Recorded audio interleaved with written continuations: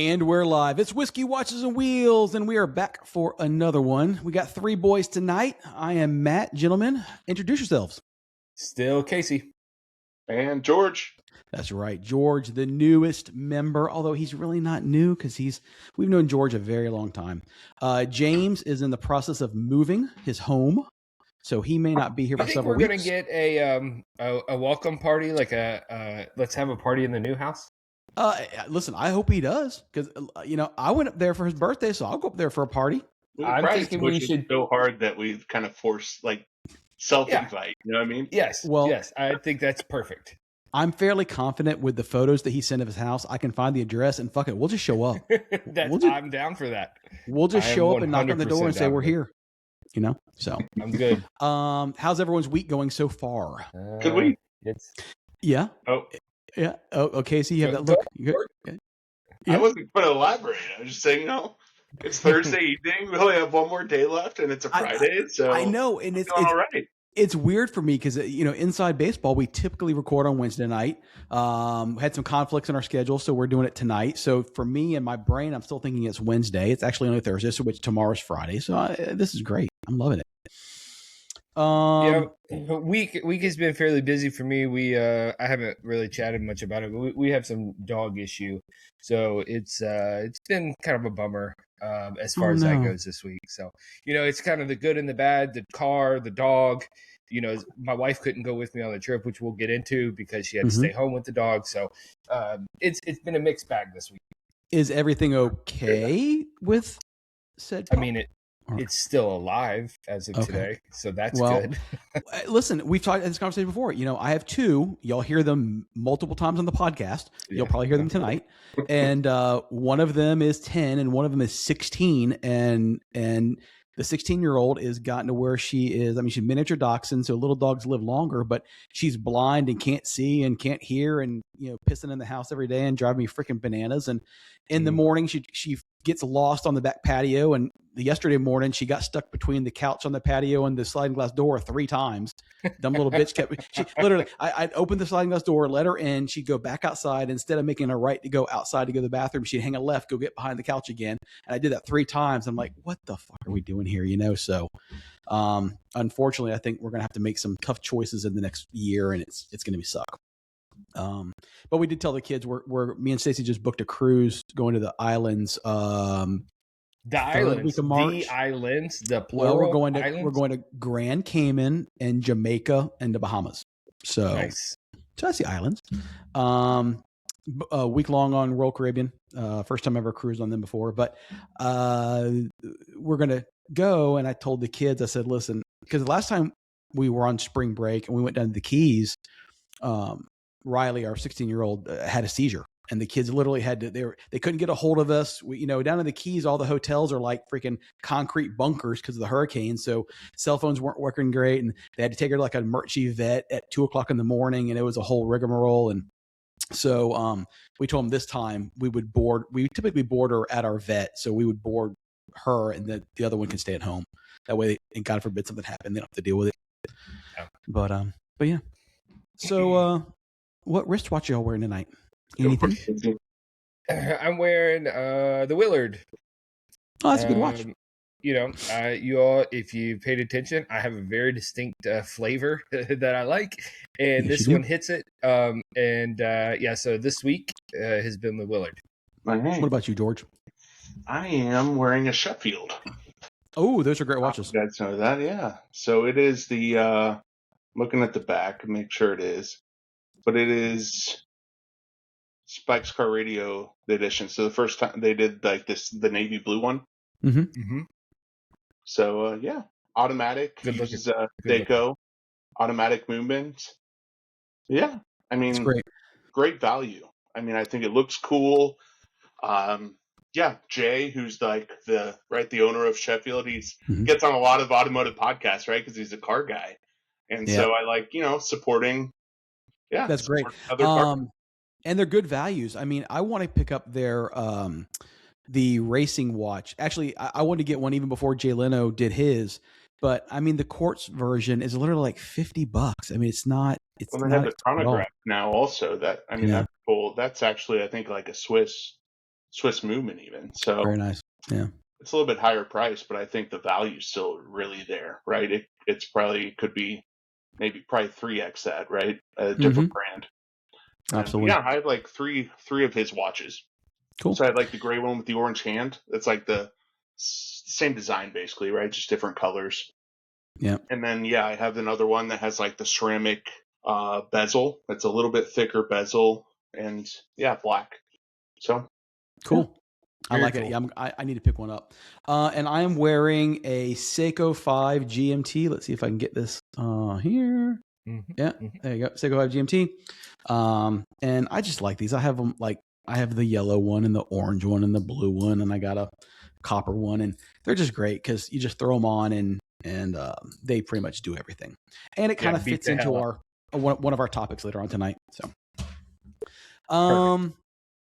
well, we got to talk about the new elephant in the room, Casey. Did you even on last week's podcast? Did you even talk about having to get what was going on with your Cayenne? I don't know. We'll do it again. But before we do that, I'm what are you having a drinking? I'm wonderful sorry. old fashioned. I was gonna say it's red.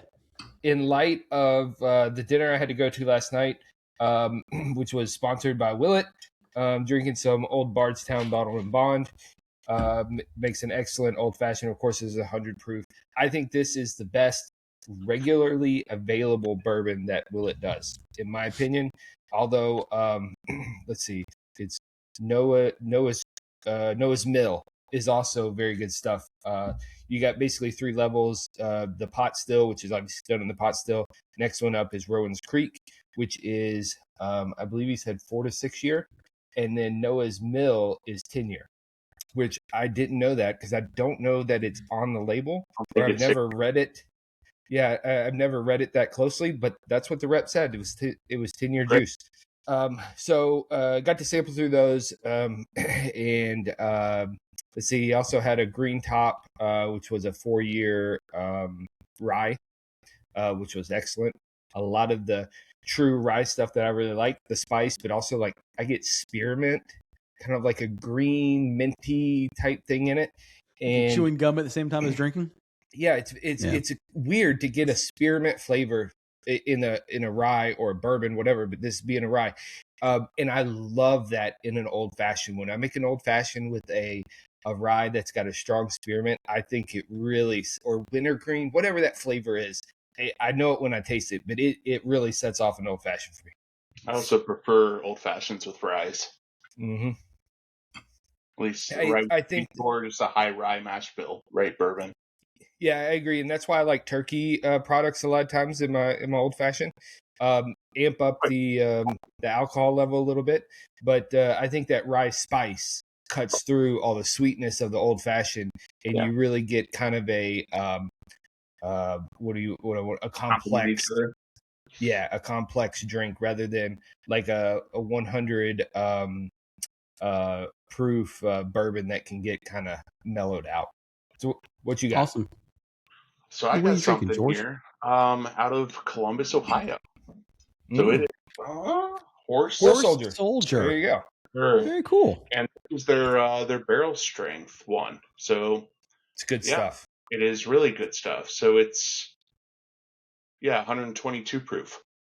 So I like them. Obviously, they're from Ohio, but also veteran founded. So they're like Green Berets, veterans from essentially. Yeah, there's a story on the back. I don't know if you guys want me to read it. It's a pretty cool story, but maybe another time. But they're founded by two Green Berets that they I think went into Afghanistan right after 9/11. So good story, and want to support them, and they have great juice. So another bourbon we should talk about from Ohio at some point is Middle West. Okay. And they are also an excellent small batch, very small distiller that puts out really good stuff. I've got a couple of their bottles from a friend of mine that always goes like Ohio State football games. He'll stop and pick stuff up. Excellent stuff they do there as well. So we should have maybe an Ohio day, since a lot of people don't actually think of bourbon being from Ohio, but there's good stuff in Ohio. So I'm not drinking anything tonight, but you guys will find this funny. You guys know how much I love bourbon and the face I make. So they have this thing going around right now where you're supposed to ask ChatGPT to make a caricature of like you and all this stuff, whatever. So I did this yesterday, right? And this is what it made of me, right? And look how happy I look drinking this bourbon. And I'm like, this thing doesn't know me at all because that is not the face I would make if I had a glass of bourbon. That's fantastic, though. And that's also what, an Aston Martin in the background? It looks like that. Yeah, Aston. It's got the little whiskey watches and wheels to your podcast here. I'm sitting here. I'm in front of a Dow tile thing, but then it's got a mic or whatever. It's hilarious. So what watch does it have you wearing? I don't know. It looked almost like a Seiko, but yeah, who knows? Well, the funny thing is analyzing this picture. Yeah, it's got a watch keychain. Do you see that? Let's see here. See that.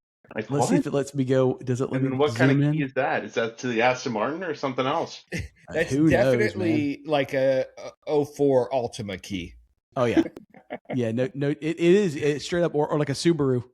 Yeah. Look how tiny the keyboard is. As if it doesn't know what a fucking keyboard looks like. It's got like 12 letters on it.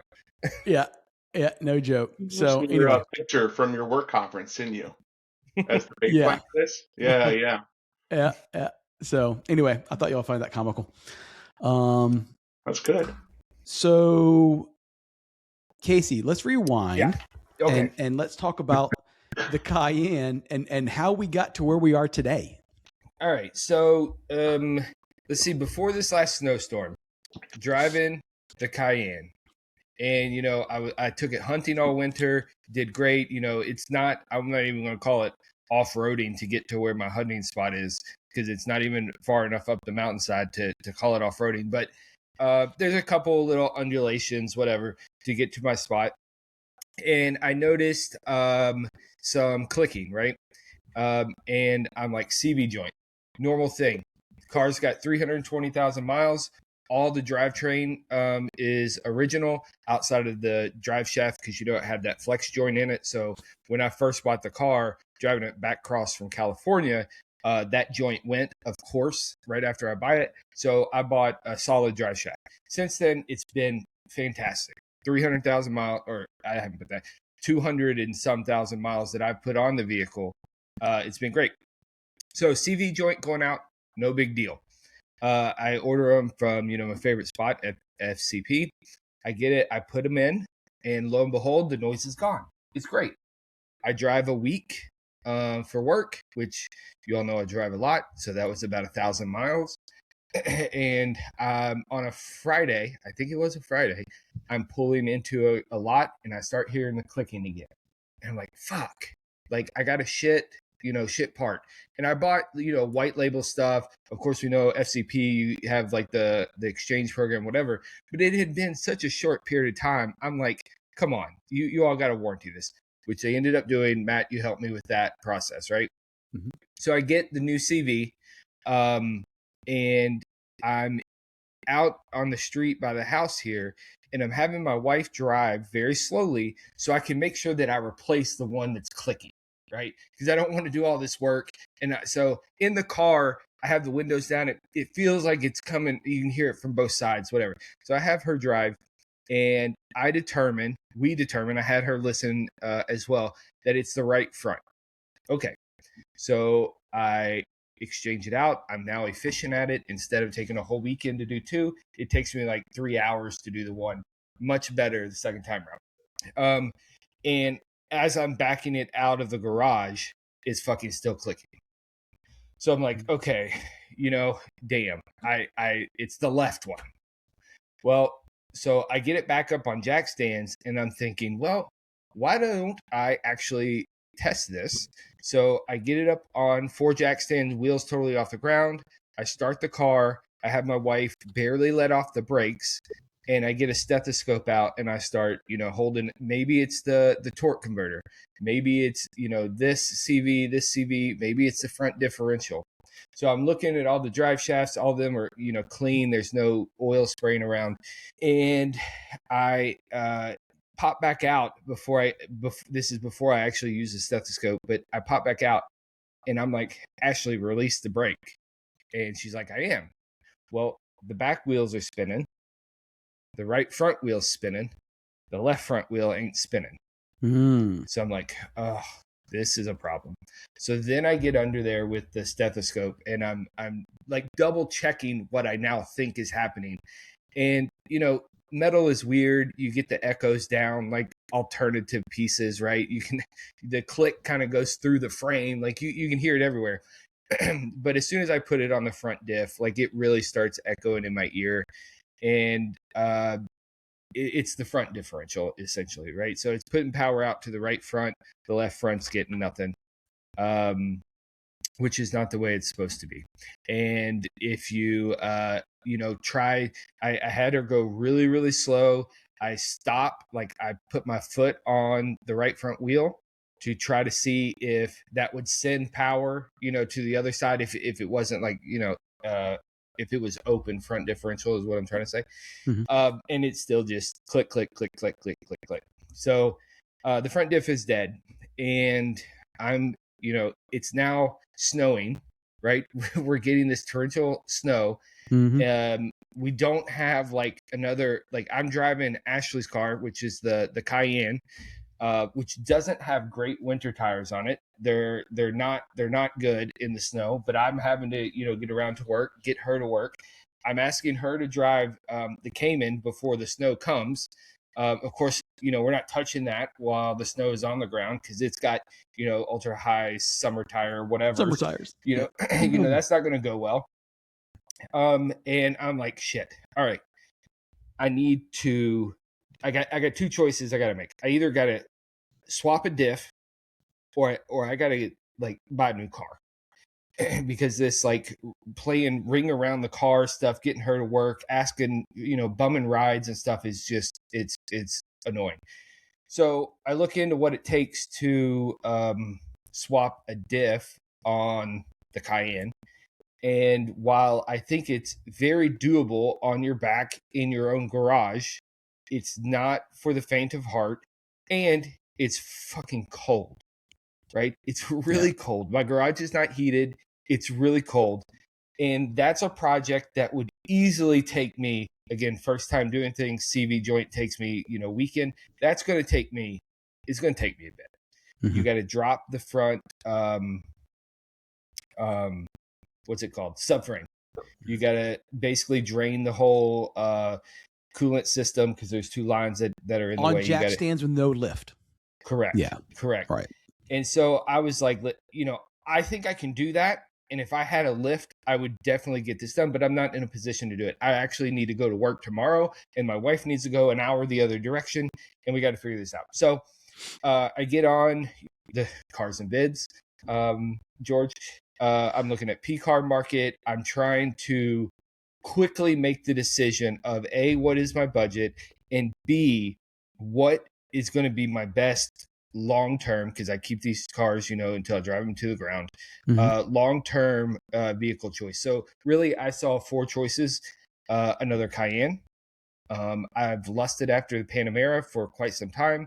A Land Cruiser, or whatever the Lexus equivalent is, the GX, whatever. Right. LX 700 is the big one.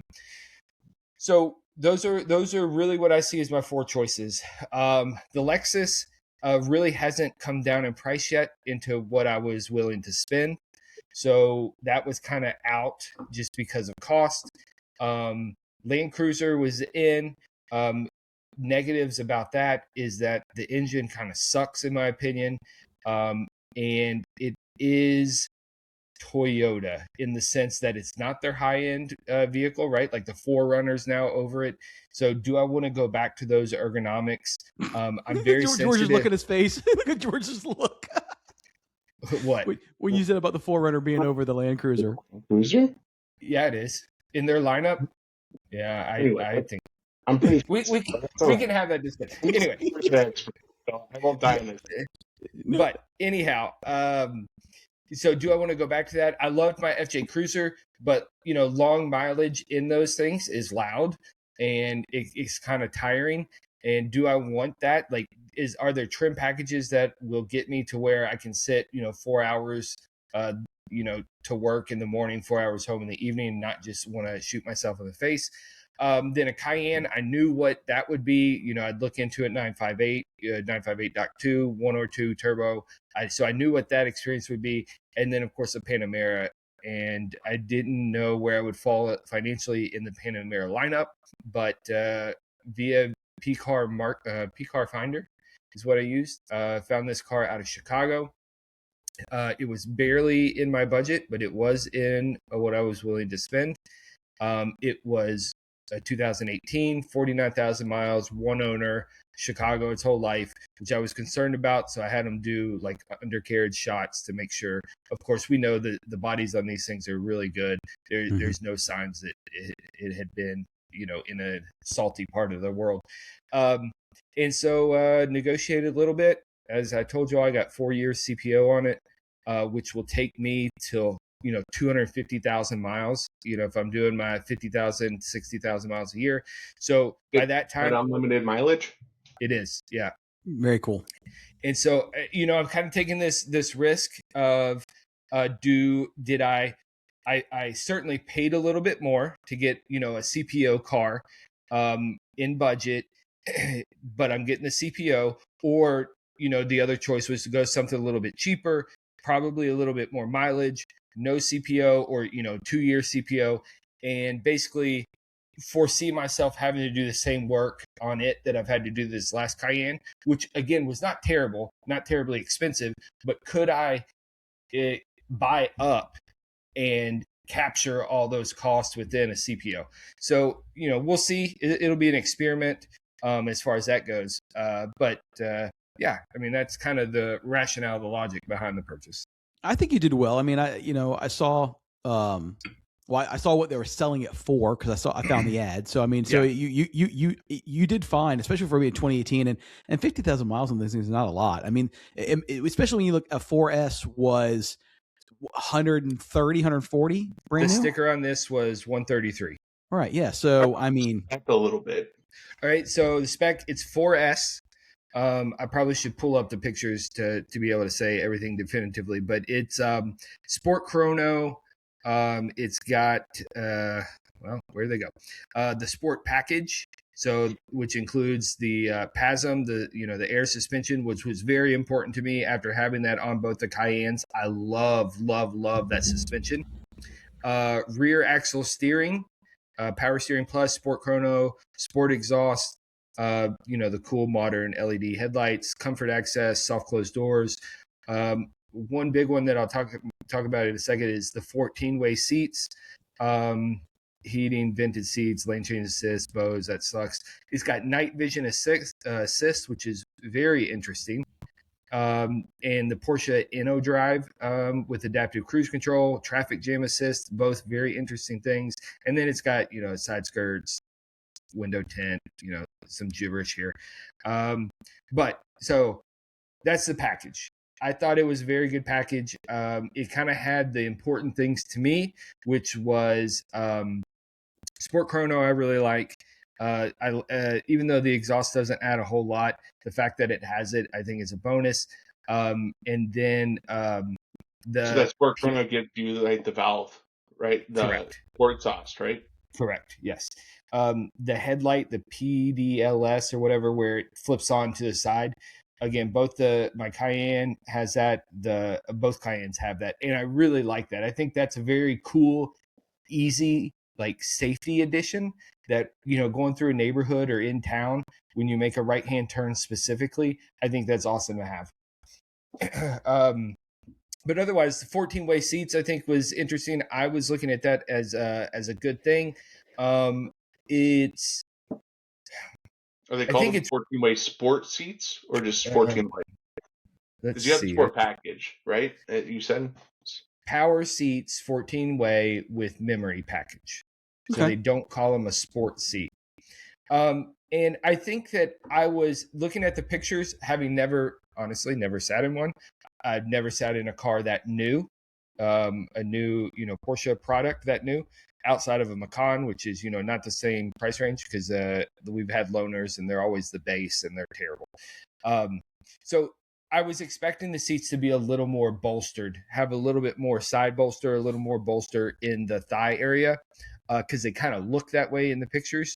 In reality, they're fine for what I'm going to use the car for interstate, mile eater. But I will say, even taking some, on ramps, I do wish that they had the 18-way sports seats.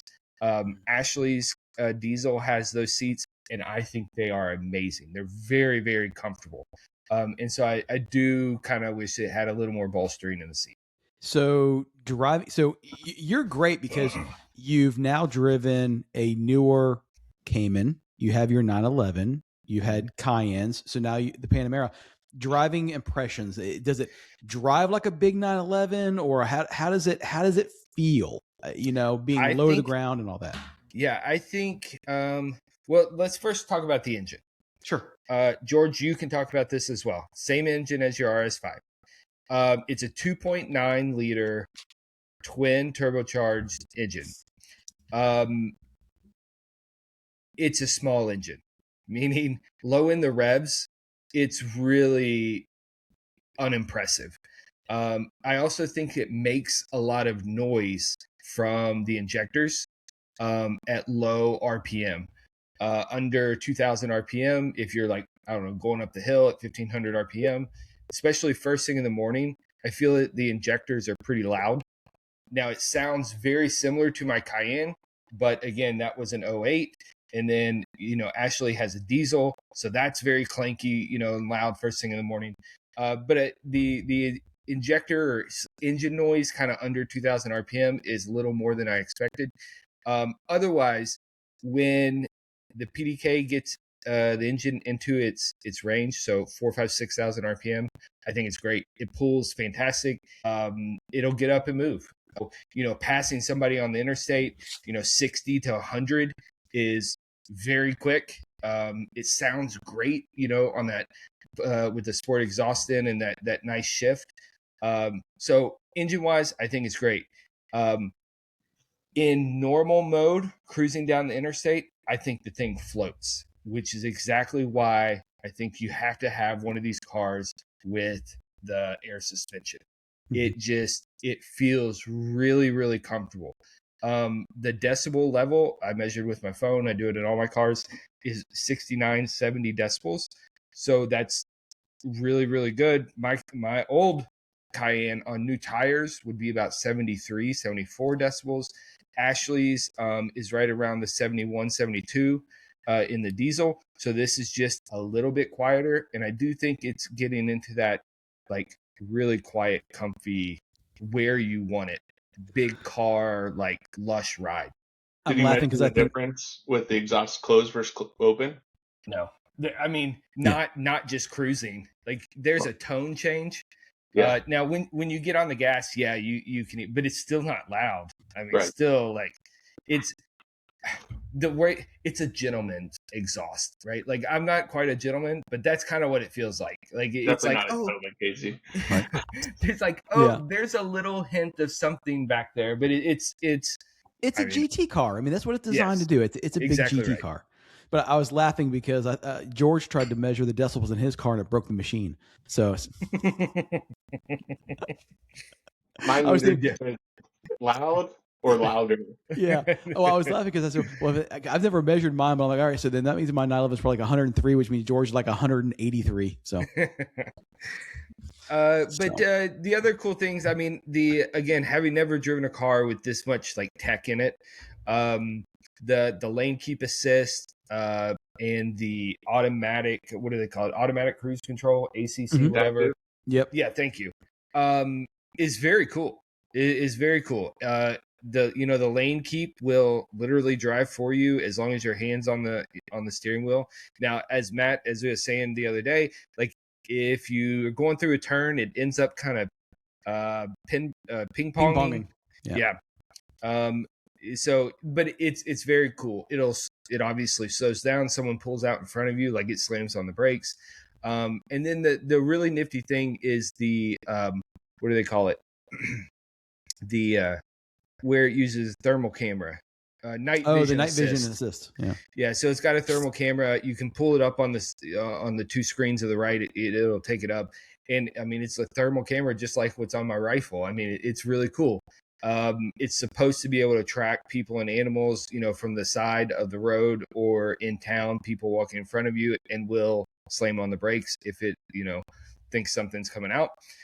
So that's cool. I think that's a really cool feature. And, a lot of times I make fun of these like innovations, but gimmicks. Yeah, man, Right. I think it is kind of gimmicky, but if it works, whatever. It doesn't take over driving for you. So I think it's interesting. I'm also for them, right? Because there's a time and a place where you want them. There's a place where you don't, right? So as long as you can turn them off, I'm happy to have them, right? Yeah. It's just when they're on full time where they can get annoying sometimes. Yeah. And this morning, I actually, on my way to work, traffic was backed up a little bit. So I used the traffic jam assist. Again, really fucking cool.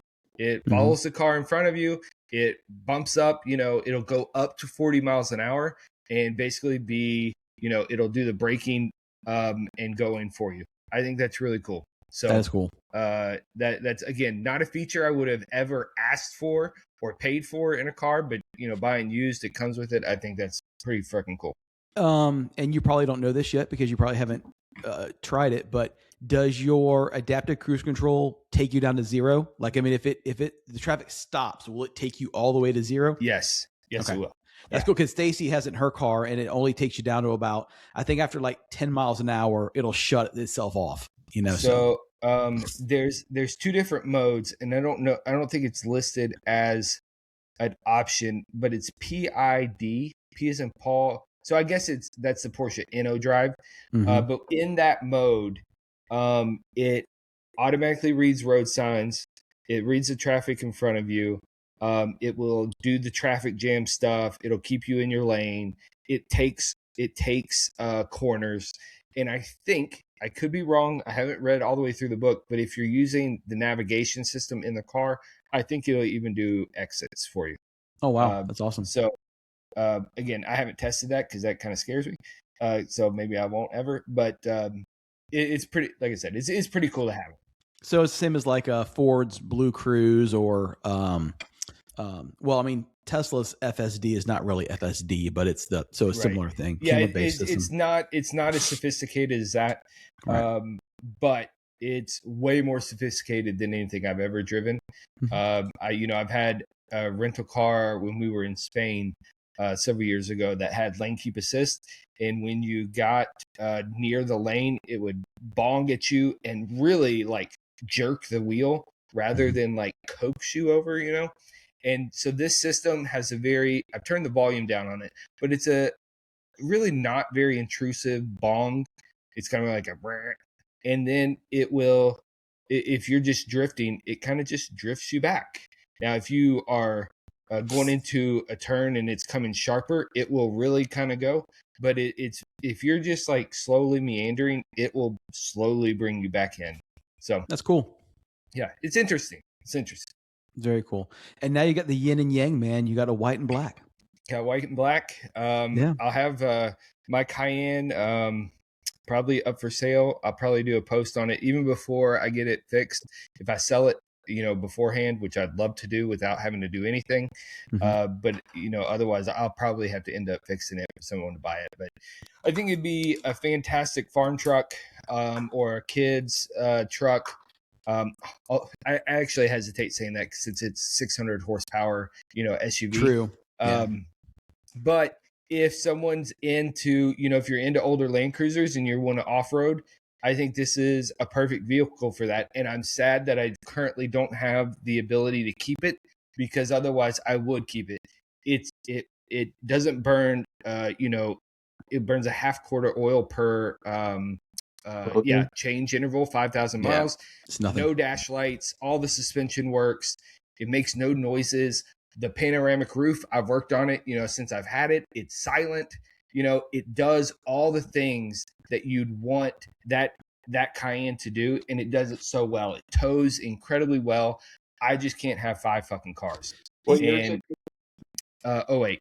So and 322,000 miles now, I think. Honestly, you might find somebody that wants to do a really cool overlanding build and buy it as is, because, they're going to have to go, if they're doing suspension work, they're going to have to change all that out anyway. So We've already done a lot of the suspension refresh, right? The bushings are all, well, they're, The to be control completely arms? honest, they're like 150,000 miles old now, but they're silent and they Yeah. feel solid. Like I remember, everybody knows when bushings are worn out, you start getting the wallows and the creaks and the moans and stuff. This thing's solid. When it's 0 degrees outside, there's no noise from it. You know, when it's kind of starts to get bad, everything is. I'm telling you, it's a great car. And had I had the space in a lift to do the repair, I'd still be driving it. I mean, a new front diff is only on eBay like $500. So I'll do the repair if I have to sell it. But Matt, to your point, if someone wants to overland it and give this damn thing a second life, I think it would be perfect because you don't have to do anything. You just drive it. Put on a diff and the toss a rooftop tin on it. You'd want a front locking diff or something anyway. Yeah. So right, it'd be fine. It'd be cool. All right. Well, that's Casey's new daily driver. Have you felt any of the rear steering? Sorry, Matt. No. That's what this is all about, man. Just shooting. So I think you've driven another car with rear steering, right? Didn't you drive like a 99? No, that was James. You were in it. You didn't drive it. Okay. Yeah. I was in it right? with Connor. Yeah. And I really felt like I could feel it. I didn't drive it. I felt like I could feel it. I haven't seemed to feel any of this thus far. I will say that the previous owner or the dealer or somebody had it in snow chain mode when I first picked it up, which negates the rear steering. I guess because it's winter and hell, maybe they had to use chains up in Chicago. I don't think they would have, but anyhow, I haven't, I park in a tight garage. And so I figured I would kind of feel it there. I still get Ackerman effect, on the front wheels, which I would have thought that the rear steer would help. But again, I don't know. It is a bigger vehicle and I can still make that turn, in one, just rotation of the steering wheel, like getting around there. I don't have to like Austin Powers it, to make the turns. So I'm sure it's helping. I'm sure it's working. But I haven't felt it like I thought I would. How much longer is it than your Cayenne? That's a great question. I have no idea. Yeah. I'm sure I can look it up real quick, but that's fine. I don't know. I was just curious if you noticed the driving difference between the two as far as parking and stuff. I really have felt like the Cayenne the turn radius was pretty good. Mm-hmm. In the garage, I have to kind of set it up, be all the way to the right to make the left-hand turn to, come 180. But I never really had too much problem with it. So I don't know if there's a big difference in the turning radius or if that's changed or whatever. I know that when I had my Dodge Ram, it was the worst thing to park. And I used to think it was the length. I don't think it was. I mean, Dodge Rams are notorious for having really shitty steering. But when I got the Durango, even though it's only about 10 inches shorter, it's significantly easier to park. So to your question, Matt, a 2008 Porsche Cayenne length, I'm just going to give the longest number here, is 189 inches. The Porsche Panamera 2018, I'll give the shortest length, 199 inches. So 10 inches. So 10 inches, which that's significant. Yeah, it's almost a foot. It's certainly not insignificant. And so maybe the question or the answer is yes, it's made a difference because that's a pretty long vehicle. So yeah, cool. There you go. So I'm hoping long-term success, thoughts and prayers. The gas mileage has been fucking awesome. I did a split on this on the purchase, and getting 26 miles to the gallon is great compared to the 15, 16 that I was getting on the Cayenne. So at least my gas budget will go down, even though I've got a small car payment. So it'll be fine. I was excited for you because you've entertained the idea of owning a Panamera for quite some time. So I was really, and I thought that was the direction you were going to go. I figured it was either going to be that or a 4Runner. So is what I had in my back of my mind. So when you said the Panamera, I was happy for you. Yeah, I can't at this point. I don't know when the Cayenne is an option. I have a hard time paying for a 4Runner. Mm-hmm.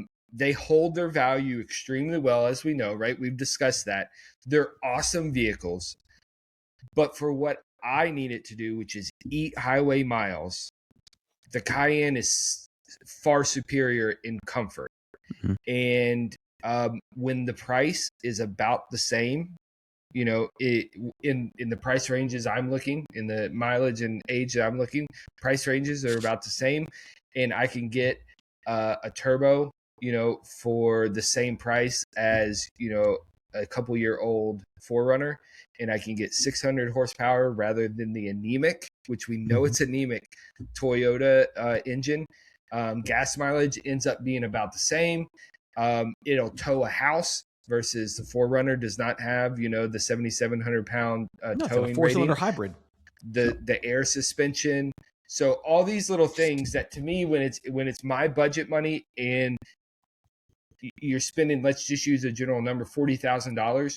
For me, I'd rather buy a 2014, 15, 16 Cayenne rather than a 2000, let's say 22 4Runner.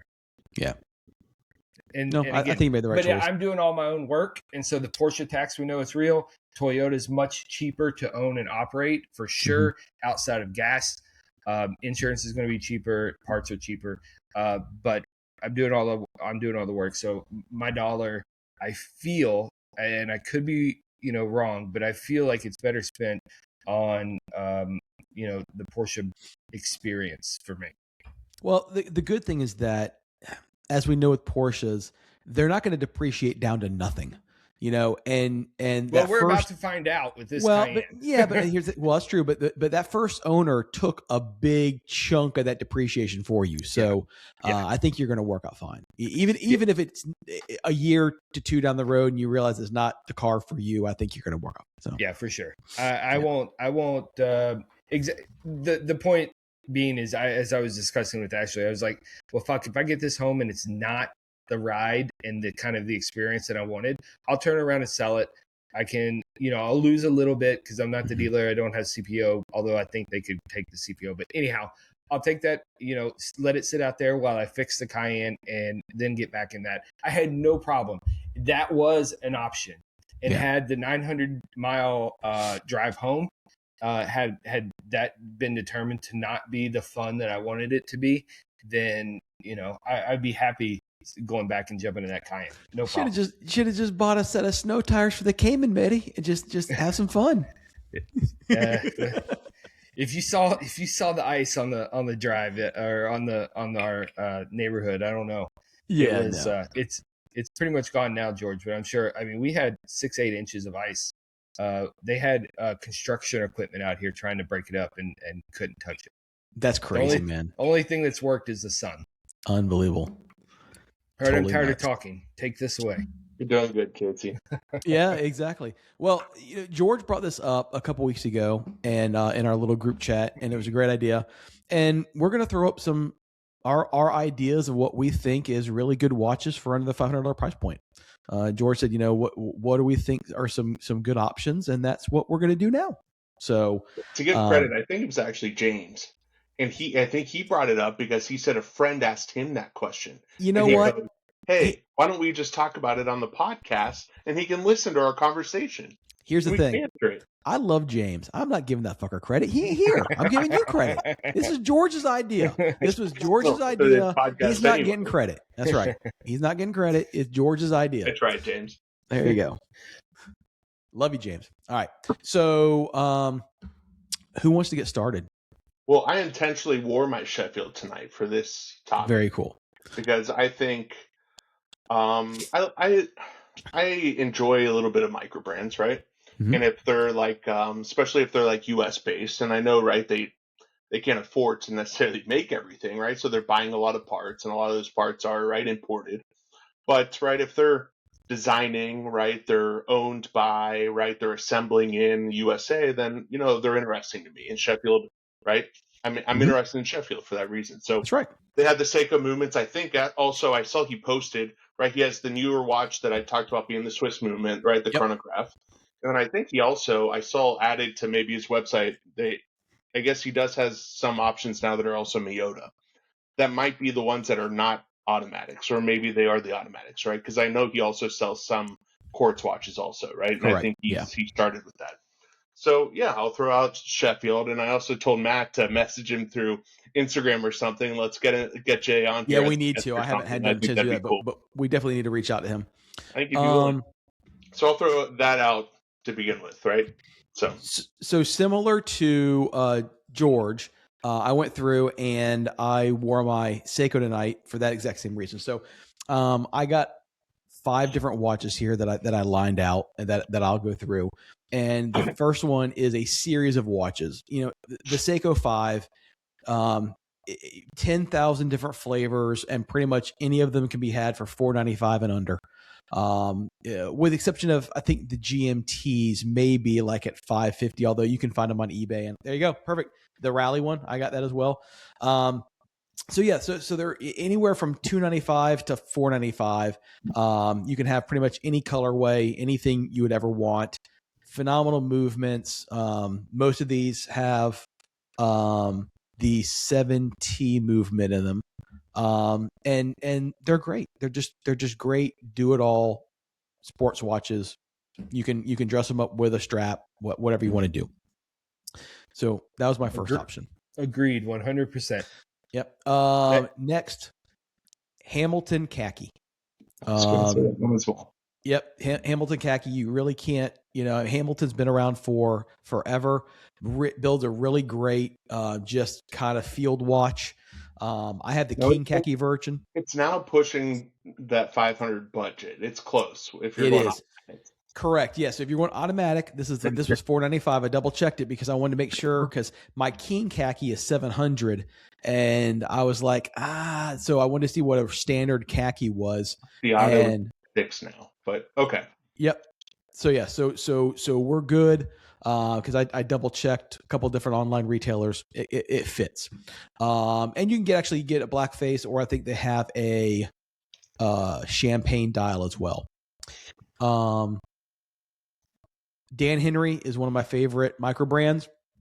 They have a lot of different quartz movements, but they do have one automatic movement. You can get these for about $397. And it's just kind of got a really cool retro vibe to it. Very similar to some of the 70s Seikos. Is it chronograph as well there? It is not a chronograph. It's just, just a straight up, no chrono, but they are using a Miyota movement in them, automatic movement, Japanese movement. And it's just a fun, and they have a couple different colorways in here. They have a blue face, they have a black face, couple different, and they do have a chrono. George? What's their brand story? Like, how long have they been around? I'm not familiar with them. They've been around for a hot minute. I don't know a lot of detail on the backstory of the company. They have some really cool designs and styles. A lot of them are quartz movements.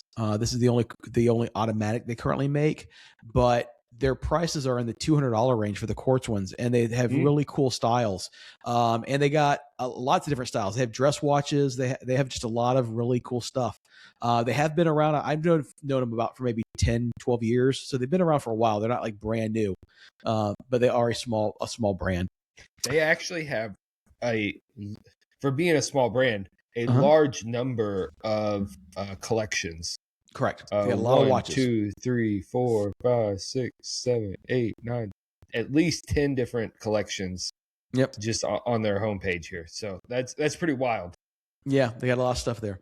And then Timex Marlin. It's one of the only. They've been killing it lately. Well, and this is a really nice dress watch. It's an automatic. It's around $300. And so most of Timex's stuff is going to be quartz, unless you get into their new like titanium line, but that's going to be over 500. But this one, you can still get a nice automatic Japanese movement, dress watch. And it fits right into that $300 and $350 range. And it's Timex. Everyone knows Timex is going to build a good watch. And then lastly for me was, I'd be dumb if I didn't include this. My own brand, Thornhill Watch Company, baby. Seiko NH35 movement. You can get these. Actually, take that back. Seiko NH38 because it's not a date. Open heart movement. You can get it all day long. Nice little dress watch. $400, $395. Done. Should be charging more. Oh, you know, it's a quality piece. You see what I'm up against, though, man. The dial alone is worth that. I know. So that's what I got, guys. Love it. Good stuff. I admittedly didn't follow the homework very closely. My choices would have been very close to yours, Matt.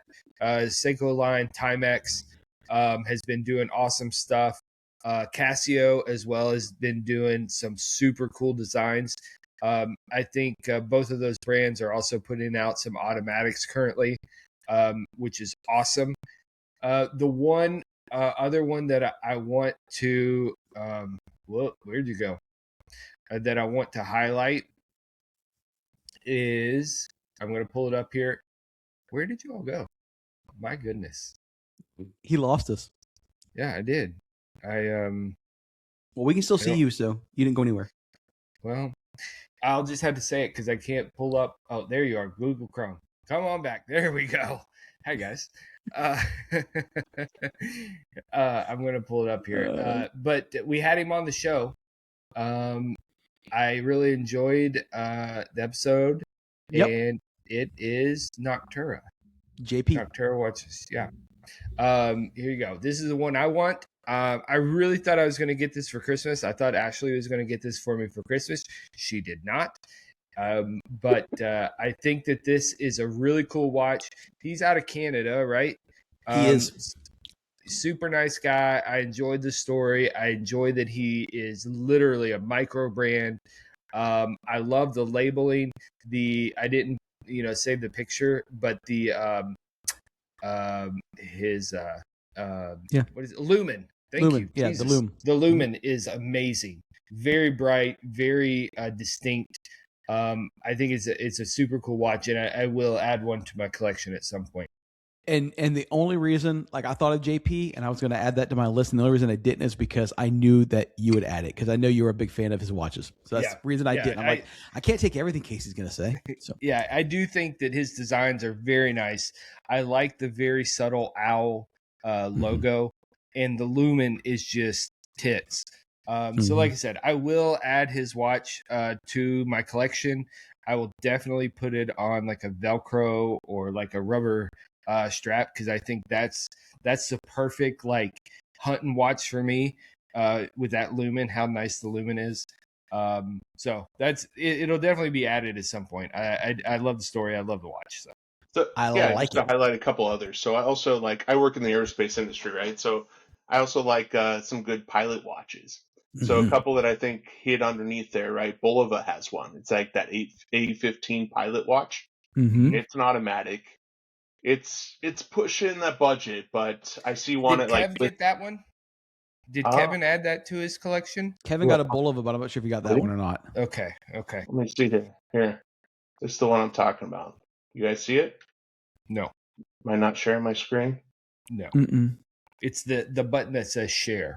Right next to where it says leave, it says share, and you have to pick the screen. Okay. I just moved too quickly. There you go. Got it? Oh, there. Got it. That's not what he got, but that looks great. I like that a lot. You say that it is or is not? It is not the one he got, but it's cool looking. All right, and then here's the other one, right? I think it's pronounced Leico, another pilot watch. I think is really very nice. Oh, I bet the Lumen on that's pretty hot too. I like that too. Yeah. Made in Germany. That's good stuff. Very good. That the crown is such that you could adjust it with gloves on. It's big and proud. I like it. So that's the same kind of crown that I have on my my bronze watch. Yeah, you're right. And it looks actually very similar to the watch I bought in Iceland. Same kind of hour and minute hand lengths, with the inner being the hours. I like that. Very cool design. I like that. That's very cool. And the other one I wanted to highlight, right? It normally makes the under $1,000 list for the automatic version. So I'll highlight the quartz version, right? the Tissot PRX, Oh yeah. and it's kind of that sport Classic. watch, right? I like the blue Classic. one. Yeah. The $1,000 one has a cooler face, right? Because it has kind of like that the square like textured, Mm-hmm. and it's an automatic, so I think it's a lot cooler. But right, it's kind of has that unique, right, integrated sport watch if you like that. But the cool thing is that Tissot, and I personally have no problem with this, Tissot's at that level where it's just at that lower tier of luxury, so you can still get them on the used market. So I'm guarantee you could pick up that automatic used in that same kind of $500 range, as long as you're okay buying something pre-owned. Which on watches, I have no problem. You buying should pre-owned. be. Yeah. I have no problem buying pre-owned at all on watches. So I yeah, I guarantee you can pick it up. Citizen. So Citizen like EcoDrive, I think are making some good watches, good looking ones. I have that right here. Again, kind of the Nighthawk kind of pilot watch. That's a great watch, and I think that's pretty cool. I like that. And what's great about those? I have like 3 or 4 Citizens, and they'll stop running because they're in my closet in my watch box. And you take it, literally sit it in the windowsill for 24 hours, and it's just done. It's running perfect again. So cool. Another Citizen that's also all like titanium, and it's kind of cool for that reason too. Yep, it's very cool. I want to build a titanium watch. The only reason I haven't done it yet is sometimes titanium, if being that I'm shopping cases online without it being able to actually touch them, it's not a tangible item in my hand. And sometimes titanium is weird because you can either get it and it feels great, or you can get it and it feel really cheap, even if it's real titanium. And I'm like, I don't want to spend the money, because even a titanium case online through the parts places that I buy, they're still like $70. And I'm like, man, if I buy this thing at $70 and it doesn't feel right, it's going to suck. Well, it's going to feel cheap because it's so light. So you don't have that weight on it. And I read a story one time, and this could be totally wrong. And George, you're probably more familiar with materials than I am, but buying stuff in titanium when you can't feel it, especially comparatively with like aluminum, because they're both extremely light, except aluminum's not tough comparatively, that you can get fooled with that shit too. Like almost knockoff an aluminum material. Faking to be titanium. I just like a steel watch, man. I like that weight. I like the weight also. That's part of we've talked about this a lot. Like that's part of the reason we like some of this vintage stuff, is that it has weight and girth to it, so where you that it's on your wrist. And while we like some of, like, you all have all the moon watches and like they look really cool, but it's a cheaper watch and it doesn't have kind of like the kind of pizzazz. There you go. Yep. It's all blue. So what is that? Uranus? It's black. It's the moon. Oh. Is that the moon or the Snoopy moon? I have the Snoopy moon. No, this is the regular moon. I get the Snoopy moon. But moon. It is, right? Like, honestly, it just feels like a cheap plastic toy. Mm-hmm. It's because that's what it is, honestly. It is. It's exactly what it is. Yeah. Yep. So, cool. Good times. I have a big arm, big wrist, so like that Velcro wristband doesn't even fit around my wrist. It fits around mine, but I need to replace it immediately. Every time I wear that watch, I'm like, man, I've got to change this fucking strap, man. It is so uncomfortable. And then I get home and I take it off and I never change it. Forget about it. Yeah. That's why I went with this like gray NATO. I thought it was a cool compliment. It is a very cool compliment. But then all I do is just look at this like a plastic toy, so I just never wear it. So I almost went and bought, since it is like the Omega moon, I almost got the James Bond, stripe NATO to go with mine. But I was watching, we watch a lot of Food Network, and my least favorite show that we watch is Worst Cooks in America, because the show is just ridiculous. But make you feel better about yourself, Casey? Yeah. Yes. But Jeff on that show, one of the chefs, he was wearing the moon watch the other day in one of the episodes. He has quite the watch collection. And so when we're watching, I'm always watching for his like close-up shot of something he's doing with his hands so I can see what watch he's wearing. And he'll go from like a Rolex GMT to the moon watch. So it's very cool that he's obviously a watch enthusiast and has, quite the Rolodex of watches to choose from. Yeah, but they're both on his list. Like, that's really the high and the low, right? Like a Swatch to a Rolex. So very cool. So I wore my real Omega at the trade show last week, and I got that's all everyone would talk about. They come up and say, "Oh, cool you watch." Or that. Yeah, on it. I really like that. The houndstooth. It turned out cool. All right, guys. Was it suit straps or? Yep, suitstraps.com. Yeah. It took forever because I ordered them, and I ordered 3 of them, and they literally took like 3 months to come in, but they were worth it. Yeah. So quick promo too. So Casey mentioned my RS5. If you guys don't mind, so no, please do. I'm actually selling that, not because I don't like it. I actually love it, but just don't have time to enjoy all my toys. Right, I got 3 young kids, so I'm selling this thing, and it's going on Cars and Bids auction live tomorrow. So I'm excited. Little promo. It's 2018 Nardo Gray, and it's the coupe. So awesome. Yeah, awesome. Now I'm very excited. Did Mike write the backstory on it? So I requested him in my notes. I also messaged him on Instagram and said, "Hey, you're still working there. Can I request you?" He goes, "Yeah, just request me." And then I also put it in the chat with the contract person. And for some reason, all of that still couldn't make it happen. Unreal.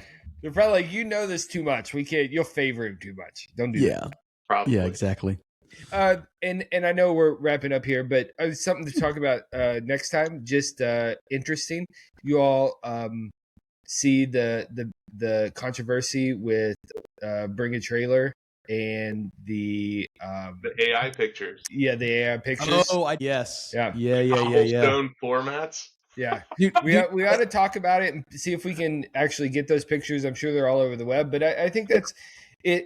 Listen, down the road, as we all know, this AI stuff gets better and better.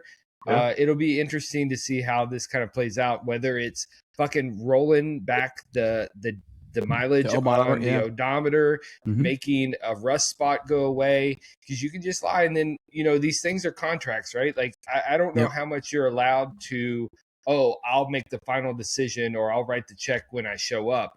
I don't know how all that works, George. And so your experience here will be kind of... I mean, you can still do it. I don't think there'll be legal action, but the auction house will then blacklist you from being on there again. It sucks. Yeah. And this is actually unfortunately becoming more common. I saw an article the other day, completely unrelated to this, but related at the same time, where there was an actual photo shoot, and I forget the actress who it was, but it was in Vogue magazine. And when they zoomed in, she had 6 fingers on one hand.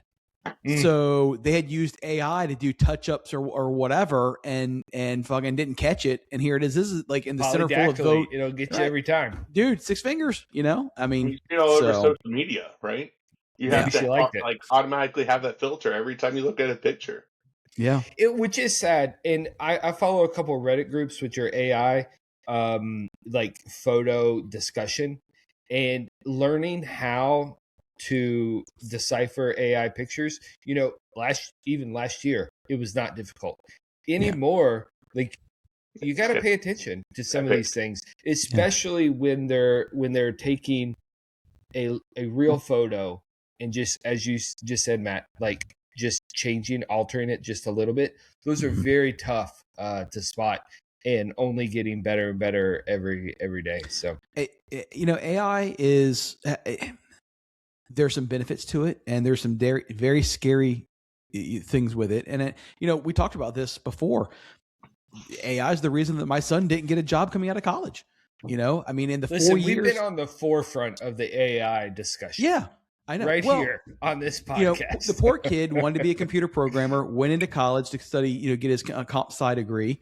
In the 4 years he was in college, when he graduated, AI had advanced to the point to where it's taking all the entry level programmer jobs.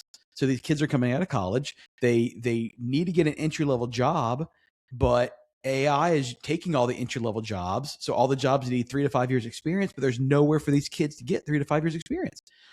He graduated, and literally out of everyone in his comp sci group in college, and there was like 75 of them, only 3 have gotten jobs. That was a year and a half ago. I mean, don't get me wrong. They all have gotten jobs, but not in their field. Right. Him included. So it's crazy. It is, but it is what it is. Yeah, such is life.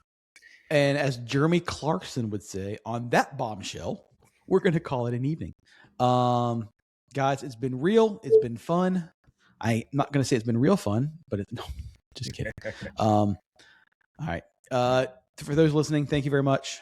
Check out the Instagram. Send us an email if you want to. Contact at whiskeywatchwheels.com. And YouTube, like and subscribe, all the good stuff. And we'll catch y'all next week. See you on the flip flop. See you guys. Bye.